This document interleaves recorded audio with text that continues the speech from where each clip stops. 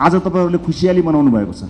तपाईहरुको निधारको अबिर पनि कतिको त नुहाउँदा नुहाउँदा पनि गएको छैन, कतिपय अझै पनि अबिरमाला लगाइरहनु भएको छ। हो, त्यस्तै सेलिब्रेसन नेपाली जनताले अबको 5 वर्ष प्रत्येक दिन गर्न सक्ने गरी काम गर्नुपर्छ।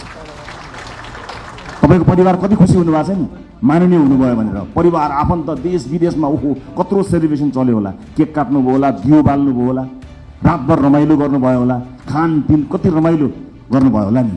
हो, त्यस्तै उत्सव जनताले 5 वर्ष मनाउनुपर्छ। तपाईलाई चुनेकोमा, मलाई चुनेकोमा। राजनीति त्यसै गरी चल्नेवाला छैन, नथिङ। कुनै पनि चिज हिजो जस्तो चल्नेवाला छैन। काँचुली फेर्ने हो, सर्लक्कै काँचुली फेर्ने हो। सर्लक्कै काँचुली फेर्नका लागि भनेर नेपाली जनताले हामीलाई त्यो अभिमत दिएका हुन्। हामी कानुन बनाउन आएका हौँ। कानुन बनाउने प्रमुख जिम्मेवारी तपाईहरुको काँधमा नेपाली जनताले दिएका हुन्। उनलाई थाहा छैन त्यो कानुन फेरेर उनको घरको बाटो बन्छ, उनको धारामा पानी आउँछ, बिजुली आउँछ, इन्टरनेट चल्छ, उनलाई थाहा छैन। तर तपाईलाई थाहा हुनुपर्छ कुन धाराले कहाँ अड्काएको छ मान्छेको घरमा धारा आउनु, तपाईलाई थाहा हुनुपर्छ। अध्ययन गर्नुपर्ने हुन्छ। तर नेपाली जनताले अब हामीलाई कुनै बहाना बनाउन नपाउने गरी दिल खोलेर स्पष्ट र लगभग 2/3 बहुमत दिएका छन्। अब के को बाधा, अब केले अड्काउँछ हामीलाई?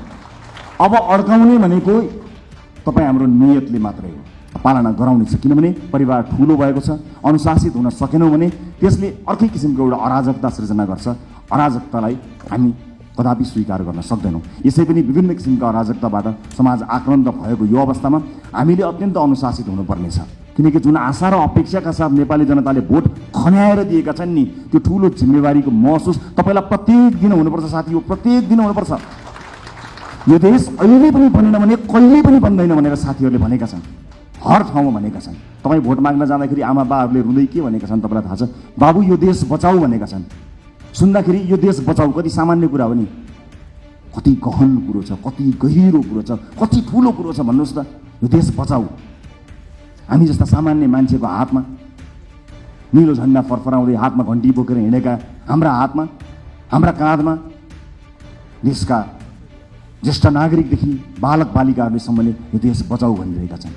यो जिम्मेवारी हो, ठूलो शक्ति हामीले प्राप्त गरेका छौं। जति ठूलो शक्ति त्यति ठूलो जिम्मेवारी साथी हो। कृपया यो जिम्मेवारीको महसुस यहाँहरूले गर्नुहोला। म जो जहाँ जुन ब्याकग्राउन्डबाट आउनु भएको छ म सबैलाई स्वागत गर्न चाहन्छु। राष्ट्रसभाभित्र सिङ्गो देशको अनुहार छ। अब संसदको सेसन चले भन्दा बाहेक तपाईहरुको भेट जनतासँग हुनुपर्नेछ। आफ्नो निर्वाचन क्षेत्रमा निरन्तर खट्नुहोला। तपाईको निर्वाचन क्षेत्रमा कुनै पनि मान्छेले दुःख पायो भने त्यसको सम्पूर्ण जिम्मेवारी तपाईको हुनेछ। किनकि तपाईलाई उसले जिताएर पठाएको हो, आफूले सुख पाउँछु भनेर पठाएको हो, तपाईलाई सुख दिन होइन। नागरिक हामीलाई भोट हाल्न तयार थिए, तर पनि हामीले अतिरिक्त प्रतिबद्धता किन गर्यौं भने हामी कमिटेड छौं। यसपटक परिवर्तन गरेरै छाड्ने हो, यसपटक काँचुली फेरेरै छाड्ने हो भनेर हामीले नागरिकसँग करार गरेका छौं।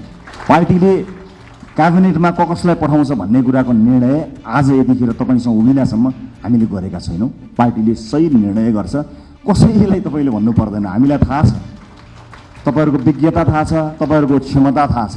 कयौं साथीहरु देखिएको गर्नुहुन्छ, कयौं साथीहरु छेकिएको गर्नुहुन्छ। पार्टीले छेकिएका साथीलाई पनि हेरिरहेको छ। कसैले जति देखाउँछु भने पनि देखिदैन, कसैले लुकाउँदा पनि देखिन्छ। क्षमता भन्ने कुरा त्यस्तो हुन्छ। त्यसकारणले कतिपय अलि बढी चर्चामा आएका साथीहरु र चर्चामा आउन नपाएका साथीहरु सबैलाई पार्टीले हेरेको छ।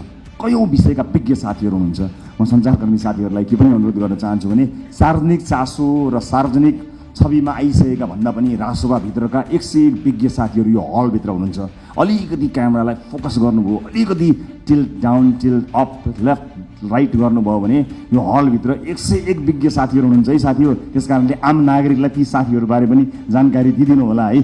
चलेका, देखिएका, सुनिएका साथीहरु त छँदै हुनुहुन्छ। भनेको भौतिक पूर्वाधारको विकास हुन सक्दछ। ठूला ठूला बिल्डिङ, चिल्ला सडकहरु विकासका सूचक हुन सक्दछन्। मलाई सोध्नुहुन्छ भने मेरा लागि विकासको सूचक भनेको सामाजिक न्याय हो, सोशल जस्टिस। जुन समाजमा न्याय छैन,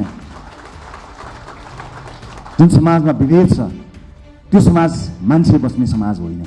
मान्छे बस्ने समाजका लागि हामीले मान्छे बस्ने समाज जस्तो बनाउनु पर्ने हुन्छ। सामाजिक न्यायका लागि अब तपाईँ हामीले पैरवी गर्नुपर्ने हुन्छ। राष्ट्रपाले चाहेर पनि कयौं साथीहरूलाई जोड्न सकेन। हामी समावेशी हुन चाहन्थ्यौं। हुन त तुलनात्मक रूपमा राष्ट्रपाले अन्य राजनीतिक दलभन्दा धेरै महिला साथीहरूलाई उठायो, तर यो पर्याप्त होइन। म दुःखका साथ क्षमा याचना गर्दै भन्छु, हाम्रो पार्टीभित्र राई लिम्बू समुदायको प्रतिनिधित्व यो पार्टी प्रतिनिधित्व सभामा हुन सकेन।